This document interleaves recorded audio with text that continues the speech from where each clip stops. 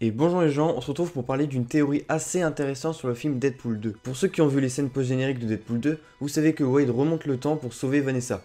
On vous aime dire oui, et alors? Si Vanessa ne meurt pas, alors Wade ne tentera pas de se suicider, il ne sera pas recueilli chez les X-Men, il n'ira pas calmer Roussel en tant que stagiaire X-Men, il n'ira pas en prison, et donc ne se liera pas d'amitié avec Russell, et il ne pourra pas empêcher Cap donc de tuer Russell. Après on peut se dire, et si Colossus serait quand même venu harceler Deadpool pour qu'il rejoigne les X-Men, bah là, et qu'il aurait accepté évidemment, bah là ça aurait pu marcher. Et dans ce cas là, peut-être que Russell pourrait s'en sortir vivant. Parce que dans Deadpool 2, quand Wade se fait arrêter, il ne veut pas s'évader. Russell lui veut absolument s'échapper, mais lui ne veut pas. Parce que Vanessa est morte et qu'il veut tout simplement mourir pour pouvoir la rejoindre. Alors que si sa chérie n'est pas morte, il va tout faire pour la rejoindre chez elle, et donc il va tout faire pour s'échapper avec Russell. Car je pense qu'il prendrait Russell avec lui parce qu'il sait que l'enfant est innocent, et ensuite il tuerait le directeur de Essex House à la place de Iron Fist, et comme ça l'empêcherait de devenir un grand méchant dans le futur. Parce que dans Deadpool 2, Wade n'en a rien à faire de Russell en prison. Tout simplement parce que